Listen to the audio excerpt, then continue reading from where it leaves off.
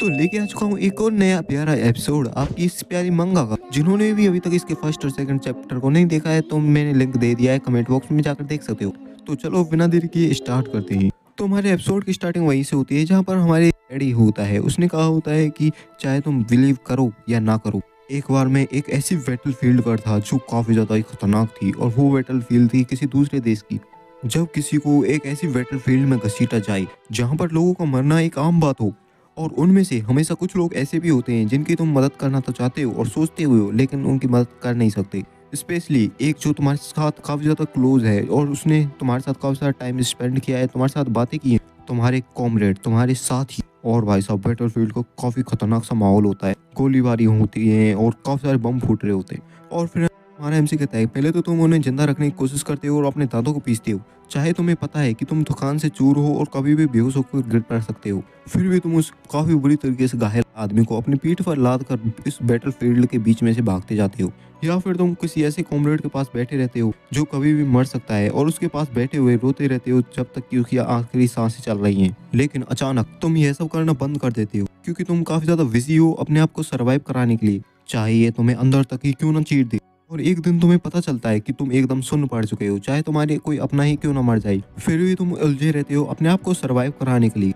और जब तुम सर्वाइवल की मदोसी में होते हो और अपने आप को सेंसिटिव और शार्प रखते हो, तुम्हारा सर्वाइवल ही तुम्हारे हाथों में सिर्फ एकमात्र चीज हो। लेकिन एक बार जब तुम बैटलफील्ड को छोड़ दो और तुम एक ऐसी सिचुएशन में फंस जाओ जहाँ पर कोई भी तुम्हें हर्ट करने की कोशिश ना करे और किसी तरह किसी को तुम सेव करने में कामयाब हो जाओ, तो एक क्वेश्चन जो तुम्हारे दिमाग में आता है और तुम उसे इग्नोर भी नहीं कर सकते, अगर मैंने अपनी आंखें नहीं फेरी होती तो मैं उन्हें बचा सकता था, और यह मैं ही था जिन्होंने उन सभी को मारा था। तो भाई सीधी बातों में हमारा एमसी अपने आप को ही दोष दे रहा होता है उन सभी की मौतों को लेकर। तो फाइनली इतने लंबे टाइम के बाद में एक कंक्लूजन पर आया। ये सभी की कैरेक्टर थे उस सारे सिनेरियो की, और कुछ ऐसे लोग थे जिन्हें मैं इन्फ्लुएंस कर सकता था। मैंने अपने आप से काफी सारे कारण बनाए, काफी सारे झूठ बोले, फिर भी मैं नहीं कर पाया। और अंत में मैंने डिसाइड किया कि अब मैं किसी का कॉमरेड यानी कि साथी नहीं बनूंगा। पर हाल ही में मैं इस सब के बारे में भूल ही चुका था। इसका मतलब है कि मैं काफी ज्यादा डल हो चुका हूँ और यही मेरी वीकनेस है। लॉर्ड टेलो उसकी इन सारी बातों को सुनकर एकदम शांत हो जाती है और फिर वह कहती है कि जैसा कि हमने प्रॉमिस किया था, अब मेरी बारी है अपने प्रॉमिस को निभाने की। तो तुमने मुझसे पूछा था कि आखिर मैं सारी सप्लाईज क्यों और सारी बुक्स को स्कूल की क्यों खरीद रही हूँ। असल में ऐसा है कि मुझे एक रिपोर्ट मिली है जिसमें मुझे पता चला कि हमारी कंपनी में कोई इंट्रूडर घुसा आया है, और ये सब जो काम मैं कर रही हूँ ये सब सिर्फ उसी चूहे को पकड़ने के लिए है। कुछ टाइम से सामानों की गिनती में और जो स्कूल सप्लाईज हैं उनकी गिनती में और ऐसे ही वेयर हाउस में रखी किताबों की गिनती में मैच हो ही नहीं रहा। मतलब कि आंकड़े कुछ दिखा रहे हैं और सामान कुछ है। इसका मतलब है कि कोई ना कोई तो इन सारे सामान की हेरा फेरी कर रहा है। ये हमारा एडी कहता है तो क्या ये ड्यून हो सकता है, उसने भी तो चोरी की थी फंड्स की। जिसे सुनकर लोटेल कहती है ड्यून इतना बोल्ड नहीं है, वह छोटी मोटी लग्जरी में ही फंसा रहता है, वह इतने आगे तो जाने की नहीं सोचेगा। मुझे लगता है यह ड्यून से भी कोई 2 नंबर का उस्ताद है। जब इन सामानों के प्राइस बढ़ेंगे तो वे हमसे पहले बेचेंगे, और जैसे ही वे बेचेंगे हम उस चूहे को आसानी से पकड़ लेंगे, और इस तरह इसका अंत किसी एक और बंदे को मारने से ही होगा। जैसे कि पहले हमने कुछ बातें की थी जहाँ पर लॉर्ड टेल एडी से पूछ रही होती है कि क्या तुमने अभी तक किसी को मारा है। एडी ने भी कह दिया होता है नहीं। फिर लॉर्ड टेल कहती है कि मैंने अपने हाथों से कभी किसी को नहीं मारा, लेकिन ऐसे अनगिनत लोग हैं जिनको मैंने मरने से बचा नहीं सकी, और इस तरह मैंने भी ना जाने कितने लोगों को मारा है। मैं कोई ऐसी नहीं हूँ जो लोगों को सीधे देखे, और मैं लोगों को हमेशा अकाउंटेबिलिटी के आधार पर जज करती हूँ, क्योंकि आखिरकार अंत में एक गोल्डन डॉटर ही तो हूँ। लेकिन तभी सीन शिफ्ट होता है, हम देखते हैं किसी के हाथों में की एक रस्सी को, और लॉर्ड टेल कहती है उस तरीके का हर कोई नहीं हो सकता। एक मर्चेंट जिसने बच्चे के टैलेंट को पहचाना और उसे उसके बायोलॉजिकल पेरेंट्स से खरीद लिया और इस बच्ची को बना लिया अपनी अडॉप्टेड डॉटर। गरीब पेरेंट्स जो कि सिर्फ भीख मांग कर ही अपने पूरे दिन का गुजारा करते हूँ, कुछ ऐसे जो स्लम के कॉर्नर में सड़ी हुई ब्रेड को खाते हूँ, और इसके अंत में उन्हें ये भी रियलाइज नहीं होता कि उनको अंत में मारा ही जाएगा, क्योंकि मर्चेंट को इन्फॉर्मेशन लीक होने से भी तो बचाना है। आखिर उन्होंने कैसे अपनी बच्चे को बेच दिया, कैसे बेकार पेरेंट्स होंगे वो। फिर लॉर्टेल एडी से पूछते क्या तुम्हें पता है आखिरकार उन पेरेंट्स को कितने रुपए मिले होंगे मुझे बेचकर। तो मैं बताती हूँ, जब उन्होंने मुझे बेचा था उन्हें मिले थे सिर्फ 3 गोल्ड कॉइन। यह मुझे कल की ही बात लगती है, एक ऐसी लड़की जिसे सिर्फ 3 गोल्ड कॉइन के लिए बेच दिया गया हो, और अब मैं एक ऐसी लड़की हूँ जो किसी को भी 3 गोल्ड कॉइन पर डे के हिसाब से अपनी नौकरी पर रख सकती हूँ, सिर्फ एक ऐसे पर्सन की देखभाल करने के लिए जिसे मैं सबसे ज्यादा पसंद करती हूँ। एडी कहता है फिर भी ये 3 गोल्ड कॉइन एक दिन का, ये तो अभी भी काफी ज्यादा है। लोरेटेल कहती है नहीं, फिर भी मुझे लगता है वह रिफ्यूज कर देगी, लेकिन फिर भी यह ठीक है। ये बात चल रही होती है हैंडमेड की। फिर लोरेटेल कहती है पहले तो मैं इस घुसपैठिए से अपना हिसाब किताब पूरा करूंगी, फिर मुझे ड्यून को भी मैनेज करना है जो कि हमेशा पीठ पीछे षड्यंत्र रचता रहता है।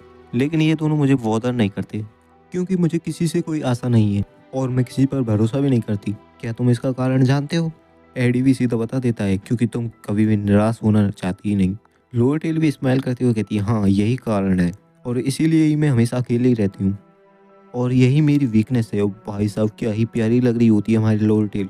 तो एडी कहता है तो शुरुआत से ही तुमने अपने बिजी शेड्यूल में से थोड़ा टाइम निकाल कर मेरे पास आई और मुझसे यहाँ पर चलने के लिए पूछा।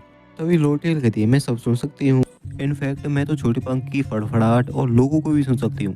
भाई एडी भी सोच रहा होता है मन में शायद इसने उन र्यूमर्स को सुन लिया है जिसमें लोग कह रहे थे कि मैं काफी ज्यादा डिप्रेस और ऐसा लग रहा है मेरी सारी एनर्जी ड्रेन हो गई हो। अभी लोरेटेल कहती है वैसे भी नोबल चिल्ड्रंस के बीच में एक रिचुअल होता है उनकी मैरिज से पहले कि वे अपनी वीकनेस को एक दूसरे के साथ एक्सचेंज करते हैं, क्योंकि जब हम अपनी एक दूसरे की वीकनेस को एक दूसरे के साथ शेयर करते हैं तो हमारा जो रिश्ता है वो और पक्का हो जाता है। और क्या तुम्हें नहीं लगता अकेडमी रात को काफी ज्यादा शांत होती है, एक ऐसी जगह जहाँ पर दिन में काफी ज्यादा भीड़ भाड़ होती है लेकिन रात को वहीं एकदम शांत। यह महसूस करने में ऐसा लगता है जैसे कि तुम्हें दुनिया में अकेला छोड़ दिया गया हो। एडी कहता है हाँ मैं तुम्हारी बात से सहमत हूँ और कहता है कि यह मुझे दिन में भी फील होता है क्योंकि मैं कैंप पर रहता हूँ ना, लेकिन और कई बार तुम्हें चाहिए कि तुम इसे फील करो। लोरेटेल भी कहती है कि हाँ हमें कई बार इस तरह का एक आइसोलेशन चाहिए ही होता है क्योंकि यह बात को पूरी करते हुए एडी कहता है यह काफी ज्यादा कंफर्टेबल होता है। लोरेटेल भी कहती है राइट। और भाई साहब दोनों ही साथ में कितने प्यारे लग रहे होते हैं। इन दोनों की प्यारी जोड़ी के लिए एक लाइक तो बनता है। फिर हमें दिखाया जाता है अगली मॉर्निंग का सीन जहाँ पर कोई कह रहा होता है मैं माफ करना लेडी लोरेटेल, सच कहूँ तो ये मेरे लिए काफी ज्यादा अच्छा है, आप मुझे यहाँ काफी अच्छा वेतन भी दे रही हो, लेकिन फिर भी मैं ऑफिस हॉल में काम करते रहना चाहती हूँ। हालांकि मुझे फेयरली ट्रीट नहीं किया जाता वहाँ पर, कई बार मैं इससे सेटिस्फाई भी नहीं होती, कई बार ये कठिन भी होता है और कई बार मैं काफी ज्यादा थक भी जाती हूँ, लेकिन फिर भी मैं ऑफिस हॉल इस रिस्पॉन्सिबिलिटी को ही लेते रहना चाहती हूँ। तभी लोरेटेल कहती है 3 गोल्ड कॉइन जो कि काफी अच्छा ऑफर था हर दिन का, ये मैंने काफी ज्यादा सोच विचार के बाद बनाया था, लेकिन आपकी बातों को सुनकर मुझे काफी ज्यादा दुख हुआ।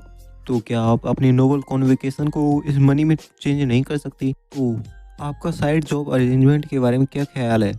हेडमेड भी चिंतित हो जाती है और कहती है क्या साइड जॉब अरेंजमेंट? लोरेटेल कहती है कि मैंने अक्सर सुना है कि तुम अक्सर जाती हो जेनिका के पास और वहां पर जाकर उसका ख्याल करती हो। मैं तुम्हें रोज आने के लिए तो कह नहीं रही, तुम्हें तो बस कभी कभार आकर मेरे लिए चीज़ों को ठीक करना है बस, जैसा कि तुम जेनिका के साथ करती हो। और तुम कभी भी आ सकती हो जब तुम्हारे पास टाइम हो, और उन सभी चीज़ों का ध्यान रखना है जिनका रखने की ज़रूरत है, और जब तुम्हारा मन करे वहाँ से जा सकती हो। ऐसा कुछ हफ्ते में सिर्फ 2 बार। और भाई साहब क्या ही क्यूट चेहरा बना रही होती है लोरेटेल और प्यारे से चेहरे के साथ कह रही होती है क्या तुम ऐसा मेरे लिए नहीं कर सकती कुछ? हाँ ऐसा कुछ तो थैंक यू, अगर ऐसी कुछ टर्म है। अच्छा। और भाई लोरेटेल उसके सामने कॉन्ट्रैक्ट कर रख देती है और कहती है तो चलो कॉन्ट्रैक्ट पर साइन करो। हाँ तुमको यहाँ साइन करना है, यहाँ पर भी, तो चलो ठीक है, अब तुम्हें मेरे बिला और कैंपस का ध्यान रखना है। और भाई हेडमेड तो वहीं खड़ी रह जाती है और वह कहती है कि मैं तुम्हें वहाँ पर देखूंगी कैंप पर।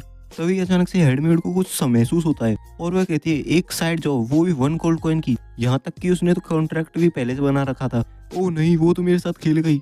सीन शिफ्ट होता है और एडी कहता है कि यहाँ पर आए हुए जब मुझे कुछ ज्यादा दिन हुए नहीं और पुरानी यादों को याद करें तो, लेकिन जब मैं दूसरे लोगों को बिजी देखता हूँ तो यह मुझे रियलिटी में ले आता है।